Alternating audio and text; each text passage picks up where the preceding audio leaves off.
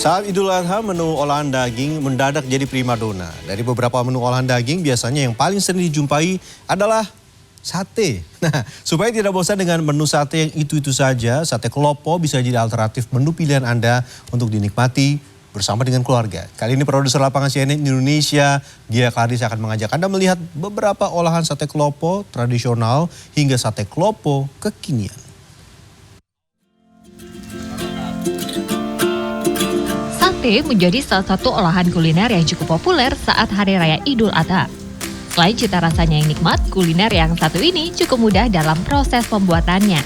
Supaya Hari Raya Idul Adha semakin berkesan, tak ada salahnya mencoba alternatif sate lainnya, misalnya sate klopo. Ya, dinamakan sate klopo karena salah satu bahan utamanya adalah kelapa. Biasanya sate klopo lebih menggunakan daging sapi atau kambing. Di Surabaya, ada salah satu sate klopo yang sudah berdiri bahkan sebelum kemerdekaan. Sate klopo di sini disajikan secara tradisional. Daging sapi yang digunakan adalah bagian lulur atau daging khas dalam. Setelah daging dipotong, daging akan dilumuri dengan serundeng kelapa yang berbumbu kaya akan rempah. Yang super, dagingnya itu yang super, yang baik ya. Bagian sate yang disuntuk ini. Ini dibikin, ini dikukus dulu. Kelapanya nggak sampai 1 jam. Dikasih bumbu rempah-rempah itu nak. Setelah selesai ditusuk, nah saatnya sate klopo siap dibakar hingga matang. Setelah proses pembakaran selesai, kini sate disajikan bersama bumbu kacang yang telah dicampur dengan petis dan kecap. Di sini aroma sate klopo sudah begitu menggoda dan membuat perut saya keroncongan.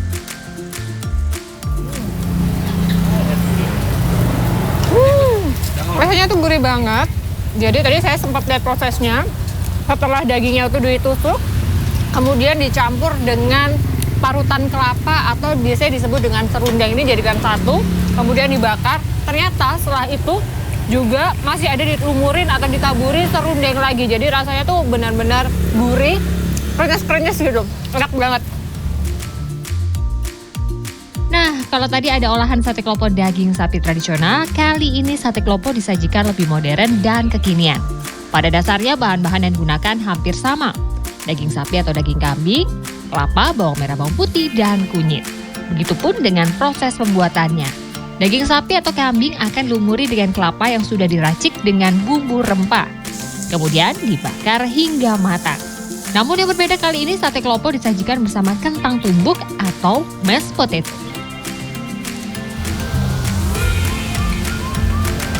Wah, jangan terkecoh ya. Ini juga sate klopo, tapi menunya ini lebih fusion ya, dipadu-padankan antara menu sate klopo tradisional dan juga internasional. Gimana rasanya? Kita coba dulu.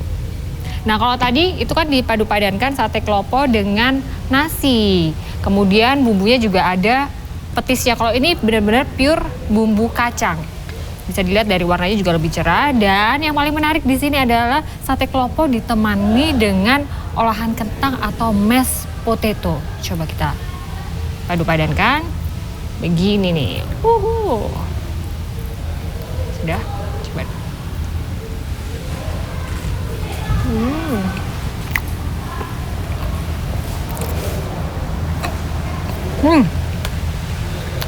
Benar-benar cocok di lidah.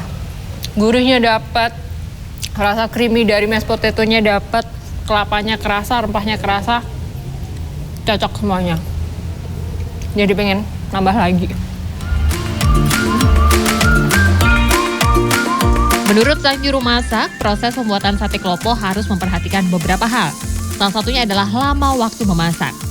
Jika daging sapi bisa disajikan dengan kematangan medium dan dibakar sekitar 6 menitan. Namun untuk daging kambing harus dimasak atau dibakar hingga matang, yaitu sekitar 10 hingga 15 menit. Tujuannya untuk menghilangkan bau amis pada daging. Kalau untuk daging kambing bisa digunakan asalkan untuk proses pertama kali jangan terkena air. Karena nanti dari air itu bisa menimbulkan bau yang keluar dari daging kambingnya sendiri. Begitu. Dan juga untuk tingkat kematangannya juga harus well done karena lebih sehat sih, dan juga juicy dari dagingnya tidak akan keluar begitu. Selain itu, salah satu tips untuk menghilangkan bau amis pada daging yang akan diolah menjadi sate klopo adalah dengan cara menambahkan daun jeruk pada olahan serundeng atau kelapa yang akan dilumurkan ke daging sate. Kedua, jangan cuci daging jika tidak akan langsung dimasak. Mencuci daging berpotensi membuat daging terkontaminasi dengan bakteri. Kia Clarissa, Didin Iswandani, Surabaya, Jawa Timur.